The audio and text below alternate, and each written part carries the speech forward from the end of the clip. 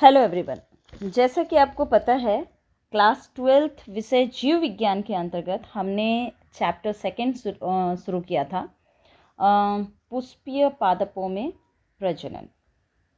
इसके अंतर्गत मैंने आपको पुष्प के विभिन्न भागों के बारे में बताया। पुष्प कैसे होते हैं, पुष्प के विभिन्न भागों के क्या कार्य हैं, है ना। कैलेक्स, करोला, एंड्रोशियम, गाइनेशियम, बाह्य दल, दल पुंज, पुमंग, जयांग के बारे में बताया।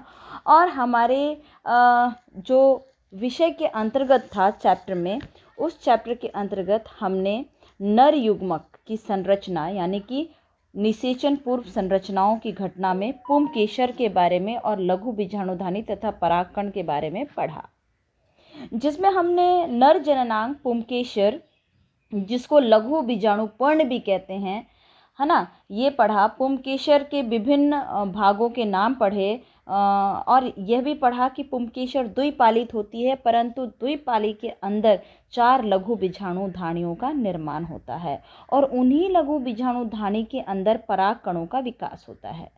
ओके, तो उन्हीं के अंदर बाह्य त्वचा जो होती है वो समरूपी कोशिकाओं का एक समूह होता है। बाद में यही चल के प्रसूपक कोशिकाएं बनाती हैं और प्रसूपक कोशिकाओं में ही वो क्षमता होता है कि वो बाह्य भित्ति और बीजाणु का निर्माण करती है, लघु बीजाणु का निर्माण करती है।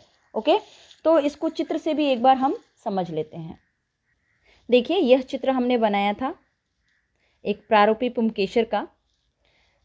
किसी भी पुष्प के अंदर यह परागकोश जो कि द्विपालित है और यह पुतंतु।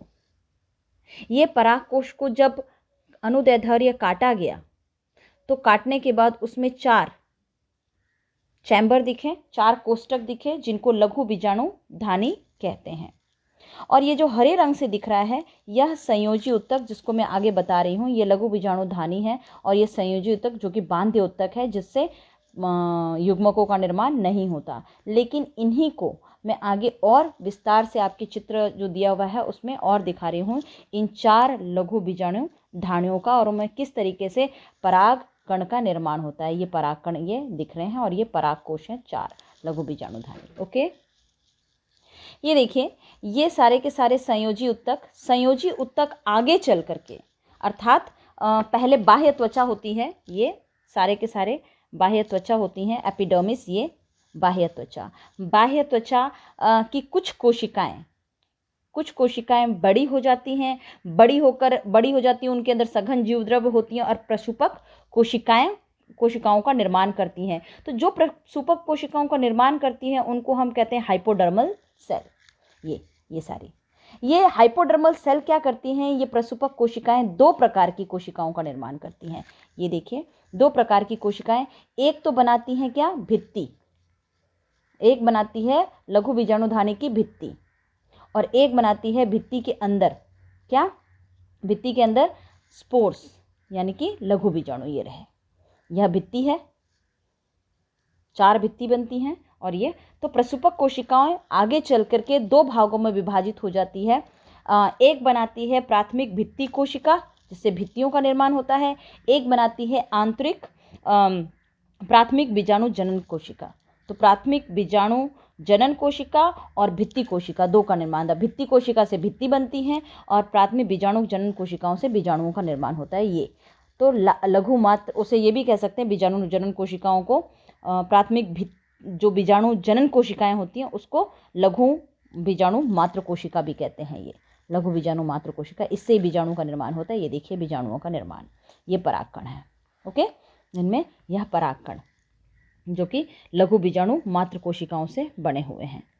ओके, यानी कि जिसको मैं बीजाणु बोल रही हूँ, दैट इज नॉट एक्चुअली बीजाणु, उसको कहेंगे युग्मक, नर युग्मक, पराग कणों आगे जाकर के और डिटेल में आप स्टडी करेंगे कि पराग कणों के अंदर ही नर युग्मक बनते हैं, लेकिन अभी नहीं है। अभी आप इसको कह सकते हैं, आगे और डिटेल स्टडी में पढ़ेंगे आप। पराग कणों के 2 भाग बनते हैं, जिसको मैं बताऊंगी अभी। तो ये है पराग कणों का रचना। तो सीधी सी बात है, बाह्य त्वचा जो है, बाह्य त्वचा की कुछ कोशिकाएं जिनको हाइपोडर्मल सेल कहते हैं, वो आकार में बड़ी और सघन जीवद्रव्य के साथ प्रसूपक कोशिकाएं बनाती है। और प्रसूपक कोशिकाएं 2 प्रकार की कोशिकाओं का निर्माण करती है, प्राथमिक भित्ति और प्राथमिक बीजाणु जनन कोशिका। और प्राथमिक बीजाणुजनन कोशिकाएं होती हैं जो लघु मात्र कोशिकाओं का कार्य करती हैं और खूब सारे बीजाणुओं का निर्माण करती हैं, जबकि प्राथमिक भित्ति कोशिकाएं पराग कोश की विभिन्न भित्तियों का निर्माण करते हैं। ये भित्ति है, तो इसी का छोटा सा भाग यहाँ बताया गया है। सॉरी, ये इसी का छोटा सा भाग यहाँ बताया गया है। ये भित्ति, ये अलग कोशिकाओं से बनी है और ये अलग कोशिका। ओके, तो शुरू में यह सारे के सारे नहीं होती, ये भित्तियाँ वगैरह नहीं होती। शुरू में एक ही तरीके के समरूप समूह कोशिकाएं होती हैं। ओके, तो आज हम यही पढ़ रहे हैं कि जो प्राथमिक भित्ति कोशिकाएं हैं वह पराग कोश की कितनी भित्तियों का निर्माण करते हैं और हर एक भित्तियों का क्या कार्य है और किस प्रकार बीजाणु जनन कोशिकाएं पराग कणों का निर्माण करती हैं। ओके, तो पार्ट सेकंड, पुष्पीय पादपों में लैंगिक प्रजनन के अंतर्गत निषेचन पूर्व संरचना एवं घटनाओं के अंतर्गत हमने पुंकेसर, लघु बीजाणुधानी और पराग कणों के बारे में पिछली अपनी वीडियो में पढ़ा था, जिससे प्रसूपक कोशिकाएं बनती हैं। पुंकेसर की लघु बीजाणुधानी में दो प्रकार की कोशिका जो बाह्य त्वचा होती है वो प्रसूपक कोशिकाओं में बदल जाती है और प्रसूपक कोशिकाएं ही दो प्रकार की कोशिकाओं का निर्माण करती हैं। दो प्रकार की वो कोशिकाएं हैं, प्राथमिक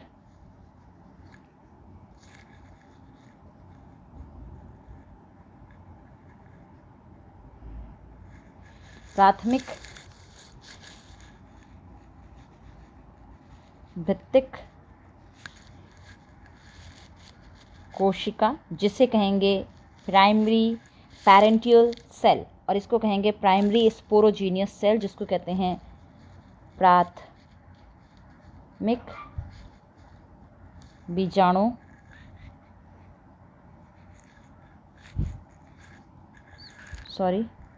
बीजाणु जनन कोशिका। इसको प्राइमरी स्पोरोजीनियस सेल कहेंगे और इसको प्राइमरी पैरेंटियल सेल कहेंगे। ओके, इससे भित्तियों का निर्माण होता है और इससे बीजाणु जनन कोशिकाओं का निर्माण होता है, जिससे परागकण बनते हैं।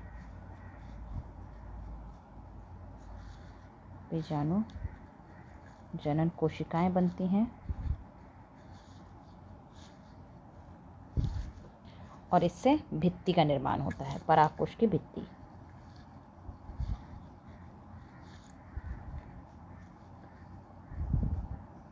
इससे परागकोश भित्ति का निर्माण होता है। देखिए, परागकोश भित्ति के बारे में सबसे पहले हम चलते हैं। परागकोश भित्ति क्या होती है?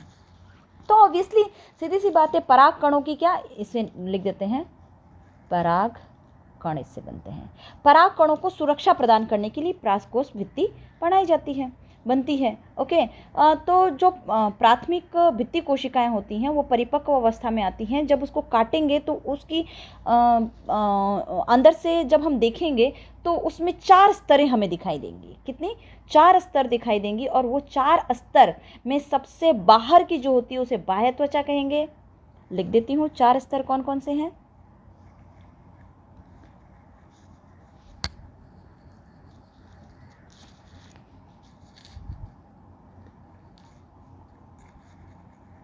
बाह्य त्वचा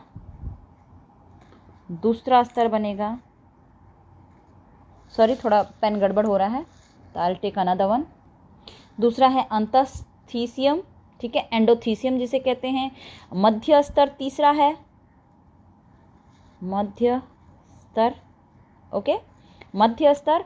और सबसे अंदर का जो होता है उसको पोषूतक या टैपिटम कहते हैं। मैं टैपिटम लिख रही हूँ, that is more easy, tapetum. Okay, उसे पोषूतक भी कहते हैं, पोषण देने वाला स्तर। तो ये 4 स्तर बनती हैं परागकोश की, ये 4 भित्तियां बनती हैं। इन चारों भित्तियों के बारे में हम पढ़ रहे हैं।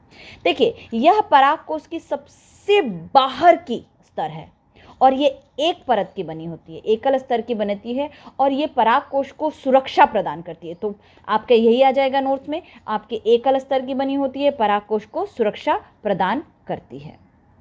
ओके, अब आती है इसमें अंतःस्थीसियम।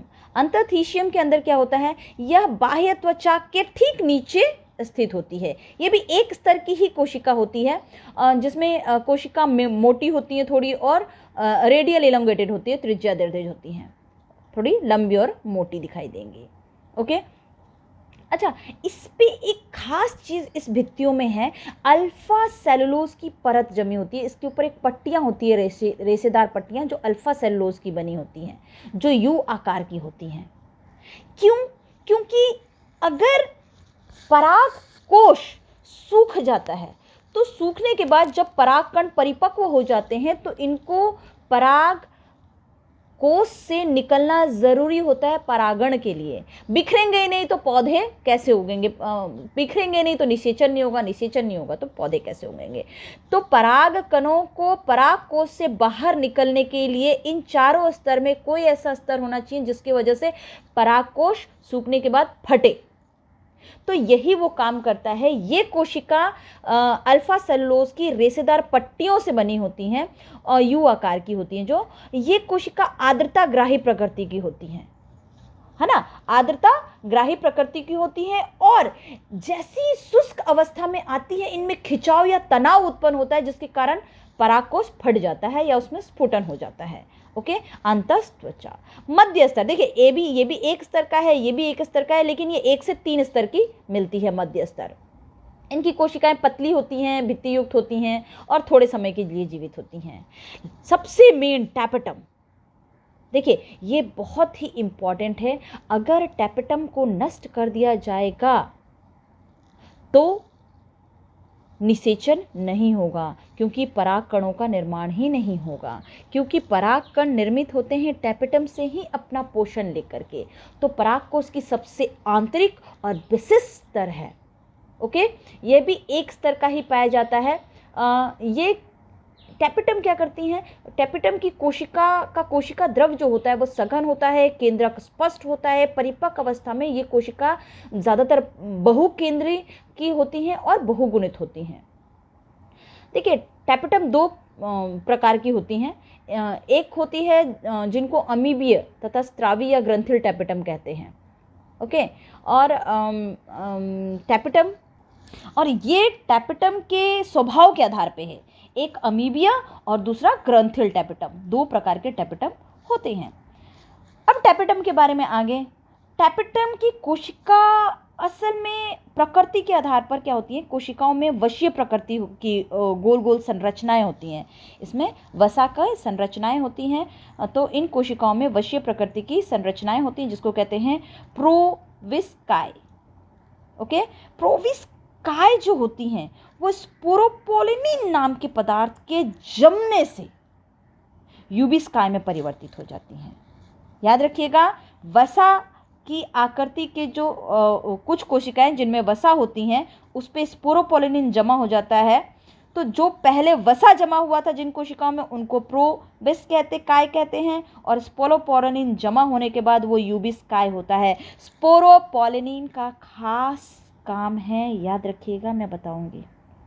ओके, स्पोरोपोलिनिन का खास काम है। जब हम आगे बीज पराग कणों के बारे में पढ़ेंगे तो और अच्छे से पढ़ेंगे। फिलहाल सिर्फ मैं इतना बता दूं कि जो स्पोरोपोलिनिन होता है वो पराग कणों को सुरक्षित रखता है। कैसे भी वेदर से, किसी भी हरास वेदर से उनको सुरक्षित रखता है, सुरक्षा प्रदान करता है। ओके, इनको पराग कणों को जो स्पोरोपोलिनिन नाम का पदार्थ होता है वो भौतिक और जैविक अपघटन से भी बचाता है, आसानी से इनको नष्ट नहीं होने देता, यानी पराग कणों को प्रतिरोधी बनाता है। ओके, तो इनको सुरक्षा प्रदान करता है। और टैपेटम के अंदर जो कोशिका, वशीय कोशिका होती हैं उनको कहते हैं प्रोयूबिस। स्पोरोपोलिनिन नाम का पदार्थ, रासायनिक पदार्थ जमा होने के कारण वो यूबिस्काई में परिवर्तित हो जाते हैं। ओके, देखिए, पराग कणों के बाह्य चोल के निर्माण में भी ये सहयोग करती हैं। ऑब्वियसली जब इनकी प्रोटेक्शन कर रही हैं तो बाह्य चोल का निर्माण तो करेंगे ही।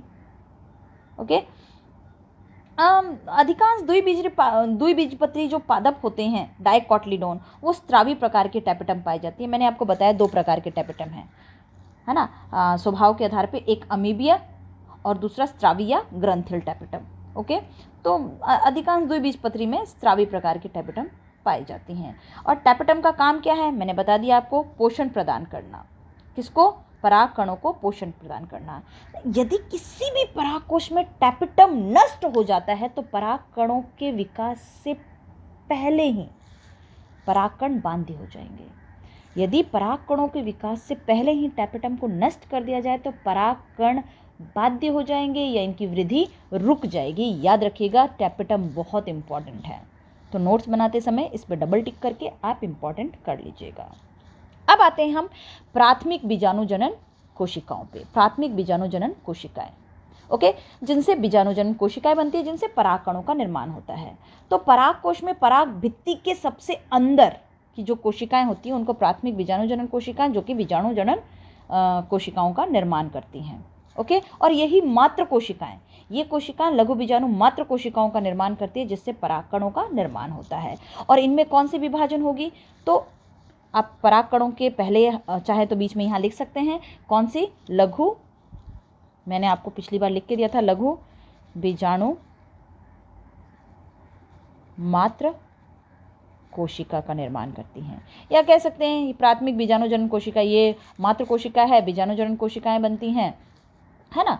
तो आप कह सकते हैं कि प्राथमिक बीजाणुजनन कोशिका बीजाणुजनन कोशिकाओं एक ही है और ये मात्र कोशिका बनाती है, जिससे पराग कणों का निर्माण होता है। इसमें विभाजन किस प्रकार का पाया जाएगा, ऑब्वियसली अर्धसूत्री। तो लघु बीजाणु मात्र कोशिका में अर्धसूत्री विभाजन पाया जाता है, जिनके द्वारा 4 लघु बीजाणुओं का निर्माण होता है और लघु बीजाणु आगे चल के परिवर्धित होकर के परिपक्व होकर के पराग कणों का निर्माण करते हैं, ओके।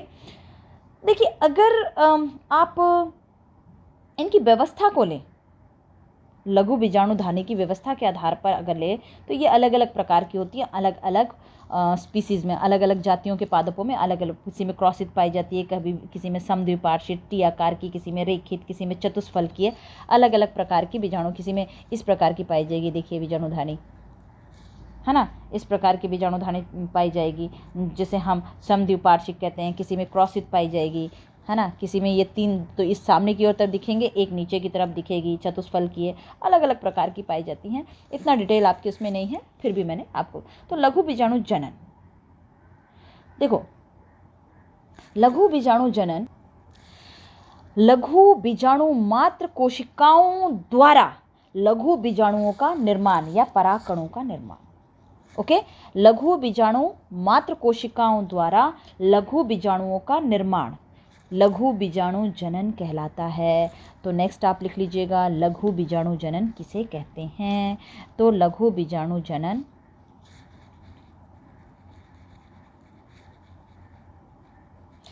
लघु बीजाणु मात्र कोशिकाओं में अर्धसूत्री विभाजन द्वारा लघु बीजाणुओं का निर्माण होता है, या कह सकते हैं एक लघु बीजाणु मात्र कोशिकाओं में अर्धसूत्री विभाजन द्वारा 4 अगुणित लघु बीजाणुओं का निर्माण लघु बीजाणु जनन कहलाता है। आप अपने डेफिनेशन को, अपने परिभाषा को और सुंदर बना सकते हैं, या ये कह सकते हैं, इस तरीके से भी लिख सकते हैं, पराग कोश की लघु बीजाणुधानी में उपस्थित दुगुणित लघु बीजाणु मात्र कोशिकाओं के अर्धसूत्री विभाजन द्वारा एक कोशिका से 4 अगुणित लघु बीजाणुओं का निर्माण होने की प्रक्रिया को लघु बीजाणु जनन कहते हैं, ओके। तो ये याद रखिएगा। सामान्यतः पराग कोश में आपको पता है लघु बीजाणुधानी जो होती है में गाढ़े जीवद्रव की कोशिकाएं पाई जाती हैं, ये मैंने बता दिया, जिसे प्राथमिक बीजाणुजनन कोशिकाएं कहा जाता है। और वही मात्र कोशिकाओं का निर्माण करती है, और मात्र कोशिकाओं में अर्धसूत्री विभाजन होता है, और अर्धसूत्री विभाजन द्वारा ही लघु बीजाणुओं का निर्माण होता है, जिसे परागकण भी कहते हैं, ओके। और ये चतुष में व्यवस्थित होते हैं, ये आपको पता ही है। तो आगे हम लेते हैं, ये था आपके लघु बीजाणुधानी का जो पराग कोश भित्ति था और पराग कणों में किस प्रकार निर्माण होता है और उनकी संरचनाएं क्या हैं। तो ये थी इनकी पुंकेसर की आंतरिक संरचना, ओके। तो आप नोट्स में यही लिखेंगे, पुंकेसर की बाह्य संरचना, आंतरिक संरचना, लघु बीजाणुधानी की संरचना, आप लिख सकते हैं आप लघु बीजाणु जनन किसे कहते हैं, लघु बीजाणुधानी कितनी होती हैं। तो ये आपने आज पढ़ा। लघु बीजाणु धानी आपने पढ़ लिया। लघु बीजाणु धानी लघु बीजाणु जो होते हैं वो चतुष्क में व्यवस्थित होते हैं, ये भी मैंने आपको बताया। अलग अलग परागकोश की भित्तियों का परागकोश की भित्ति जो है उनके अलग अलग स्तरों का अलग अलग कार्य है, और इन कार्यों इनमें सबसे इम्पॉर्टेंट जो स्तर है वो कौन से हैं। अगर इस स्तर को नष्ट कर दिया जाए तो क्या होगा, हमने अभी यह पढ़ा। हम अगली अपने वीडियो में पराग कणों के बारे में पढ़ेंगे। अगली अपनी वीडियो में पराग कणों के बारे में पढ़ेंगे कि पराग कण क्या है, पराग कण की आंतरिक संरचना पढ़ेंगे। पराग कण भी आगे जाके, ये देखिए, ये पराग कण नर युग्मक जरूर हम कहते थे, पहले पढ़ते थे, लेकिन आगे जाके आप ये पढ़ेंगे कि इसी के अंदर इसकी एक कोशिका आगे चल करके विभाजित होगी और 2 कोशिकाओं का निर्माण करेगी, जिसको हम अपनी अगली वीडियो में पढ़ेंगे। और उन 2 कोशिकाओं में से एक कोशिका से आपके पॉलन ट्यूब यानी कि पराग नली का विकास होगा, और एक से नर युग्मक, 2 नर युग्मकों का निर्माण होगा। तो 2 नर युग्मक क्या कार्य करते हैं, है ना। 2 नर युग्मक है, इसीलिए इसमें द्विनिषेचन होता है। ये ज़्यादातर द्विबीजपत्री पादपों में होता है। तो 2 नर है, नर युग्मक होता है, तो द्विनिषेचन होता है। और द्विनिषेचन किस प्रकार होता है ये आप 10वीं में पढ़ चुके हैं, लेकिन फिर भी हम इसमें पढ़ेंगे। तो अगली वीडियो में हम पराग कणों की संरचना के बारे में पढ़ेंगे। आज के लिए इतना ही। Thank you.